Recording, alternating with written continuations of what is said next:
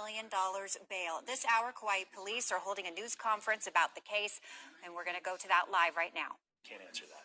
Okay. So, back in December of 2019, the Kauai Police Department was conducted.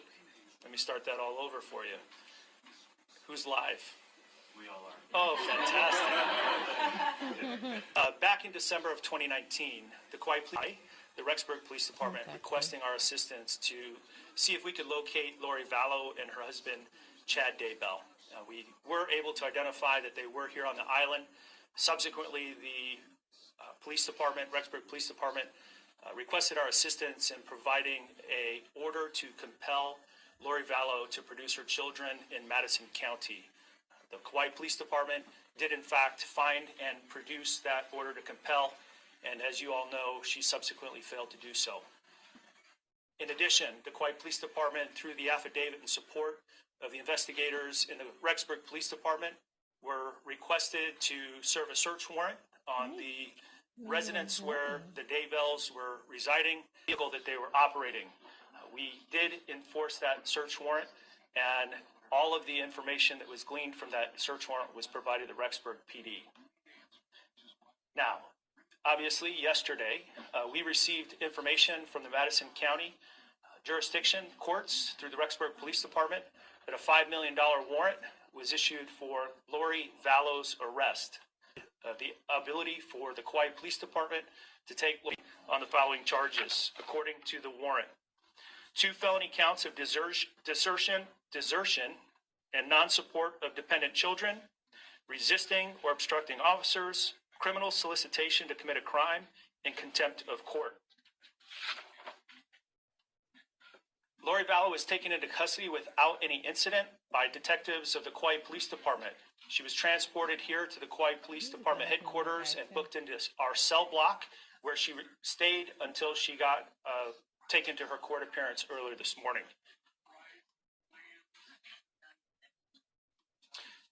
She was taken in custody on Queen Emma Drive in Princeville, Kauai, and that was through our police detectives.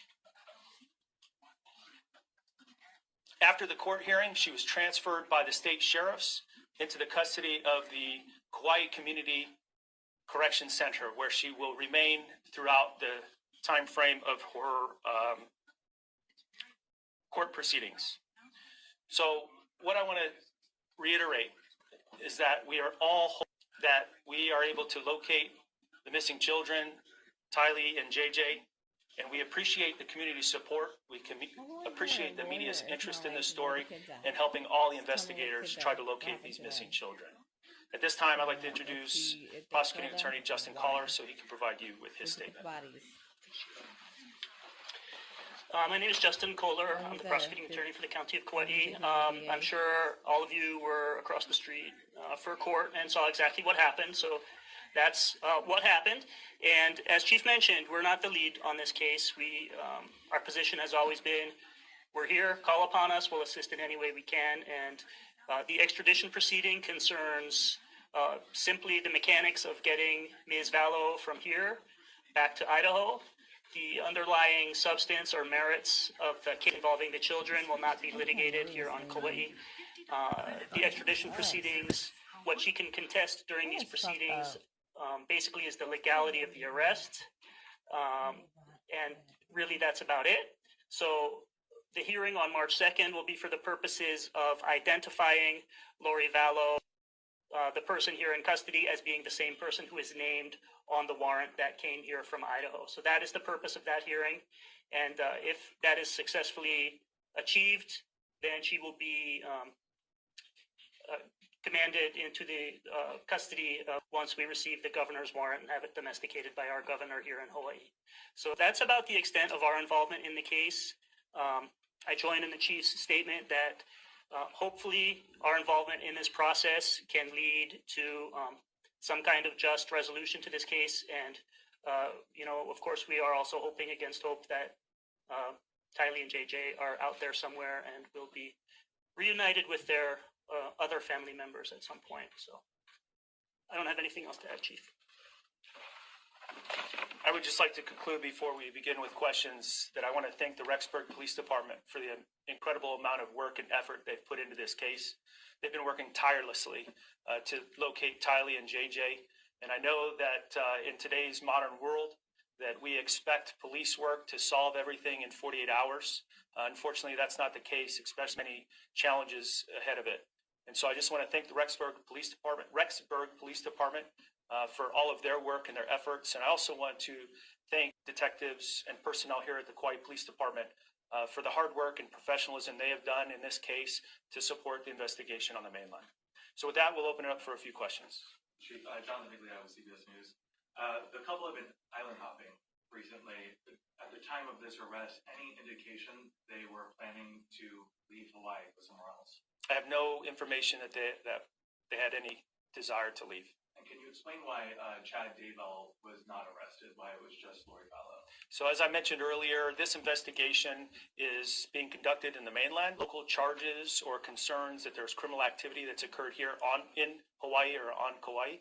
And so we are acting in response to the legal matters and the warrants that come from the Rexburg authorities or Madison County authorities. And we have not received any order that Chad Daybell is part of the investigation or at this time necessarily under arrest. Until such time that they ask for our assistance, we have nothing here locally to take him into custody for.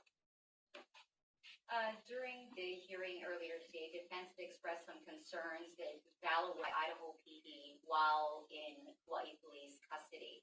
Is that true, and does that violate any laws? I'm not going to comment on what our investigative assistance to the Rexburg Police Department has been. Chad Daybell question. I'm not going to comment on the investigation and what's been taking place. Hi, Stephanie Sheena with the Guardian News. I just want to ask if Chad Daybell has been summoned by the Idaho to stay on the island, or is he free to go as he? At this time, there are no criminal charges pending. He's able to move about as he wishes. Any signs of the children here in Kauai? So I have been aware of happened in the mainland, and there has been no sighting since that sighting here in the on Kauai or in the state. And so at this time, we don't believe that there's any connection to the children being here. People you folks are going to file at a March 2nd hearing? Is it like just people in her community in Idaho, grandparents? Who exactly are the candidates on the show to be a part of that hearing? We're working on determining that, and we will call the sufficient witnesses necessary to identify the person in custody as being the person named on the Idaho warrant. And were you satisfied that Patanaki did not lower her bail? I was pleased that she certainly did not grant the defense's request. Yeah, as I stated in court, I believed the case would be appropriate for remanding without bail being set, but I understand the judge has that discretion, and I'm not complaining about her decision. Can you talk about how long it takes for the governor's warrant process to follow through? It depends on the availability of staff to process the warrant. It works different in different states. It depends on their process for getting the warrant in front of the governor. It depends on how quickly their attorney general's office works. We've been in close contact throughout this process. I want to commend their efforts. They have been absolutely on top of things and thoroughly professional, and I'm confident that the governor's warrant will be secured in an expeditious fashion. Is this a matter of days or is it a matter of weeks? It's a matter of how quickly they can get in front of their governor, and I have not worked with the Idaho governor before, so I'll get it done quickly. So unclear at this point whether you'll have it by the next hearing on March 2nd. It is unclear. Under the statute, we have 30 days with a possibility. We have up to 90 days to secure the governor's warrant and have that served. We do not hope or expect that it will take that long. Can she petition to resist the extradition process, and how long might that take? Pursuant to the Uniform Criminal Extradition Act, which is the law in Hawaii and in most states, what she can contest in this proceeding is her identification and the legality of the arrest. So those are the only two issues at stake in this hearing. We'll take two more questions. Chief.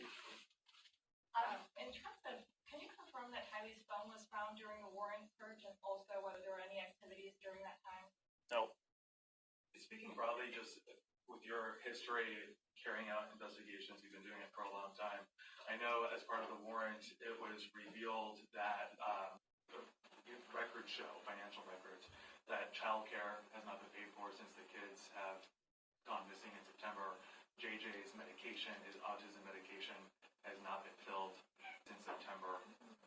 For people that are watching this all around the country and we're all trying to figure this out, what do those clues laid out in that warrant mean to you?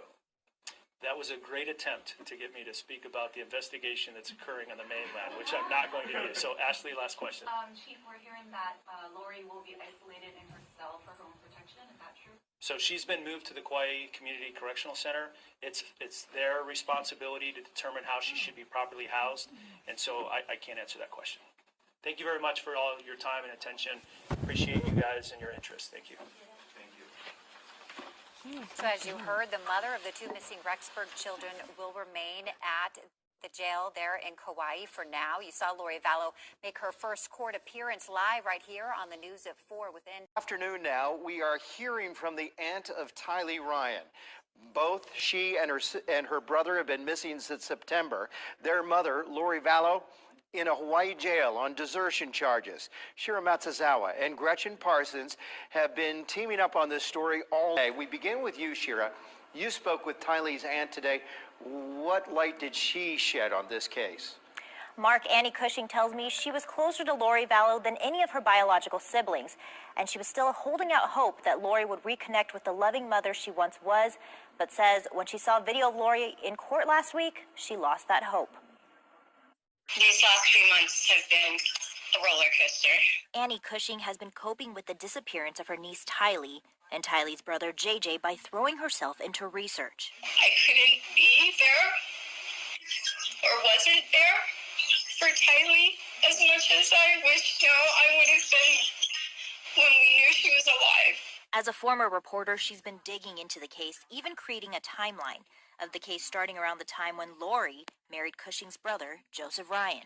The Lori I met in 2002 she was kind, she was winsome, she was a lot of fun to be around. She was like a Pollyanna. But after her brother died of an apparent heart attack, Annie noticed some changes when she visited Lori, TYLEE, and JJ in May of 2018. There was a lot of tension between Lori and TYLEE seemed pretty shut down, pretty angry. But the biggest red flag Annie saw was Lori's emphasis on end times. The last time she brought it up, she was much more focused on how scary it was going to be, and made mention of sometimes she thinks because of how scary it'll be, that it would be better to just put her kids in a car and go off the side of a cliff. Annie says Lori laughed off her concerns, but Annie says she distanced herself because she thought Lori might have been a sociopath. She hoped to have a better relationship with TYLEE once she went away to college. Obviously, some regrets there. That was a little more than a year before TYLEE and JJ went missing. These are two precious kids who they have dreams. They played outside. They had a full life, and hopefully still do. Now Annie has a message for her former sister-in-law. It used to be, find it in your heart to do the right thing. Come forward, let us know where the kids are. Now, you can hide, but your gig is up. We're coming for you. Shira Matsuzawa, Idaho's News, Channel 7. The Kauai Department of Public Safety tells us today that Lori remains in jail and she has not had any visitors so far while she's been behind bars. Meantime, Lori Vallow will be back in court for an extradition hearing on March 2nd. Mark? All right, Shira, thank you. Gretchen, let's turn to you now. You have also been following the new developments in this case. What did you find out today? Well, Mark, that's right. As Lori Vallow sits in jail, her new husband, Chad Daybell, he's been on the sidelines. Today, we're hearing from Chad's old missionary pal, who says he doesn't recognize the Chad he's seen in the media recently. Trent Price says he can't believe his old friend, Chad Daybell. The two were good friends 30 years ago as missionaries and have kept in touch over the years. Price remembers Chad as a devout member of the Church of Jesus Christ Latter-day Saints. He didn't have a bad thing to say about his friend, calling him a gentle giant and someone with a deep spirituality that people gravitated toward. But Price says now that Chad's former wife died under suspicious circumstances, 2 kids are missing, it doesn't look good for his friend. He's not under arrest, but definitely there are some suspicious and uncertain things that have happened. Can't deny that. I don't want to jump to conclusions, but it's not looking good right now. Our affiliate, KSL in Salt Lake City, spoke with Chad Daybell's parents. Chad's parents, they say that they've spoken to him since his wife's arrest. They didn't want to talk about the kids, but they did say their son Chad is going to be okay. Mark. As we said yesterday, every day there is a new revelation in this case, and more people are beginning to speak out. Gretchen, thank you. Now, to get a link to all the information that we've gathered on this, sent directly to your phone, just text the word missing to the number on your screen, 208-321-5614. It's not on your screen, but I can tell you again. There it is, 321-5614.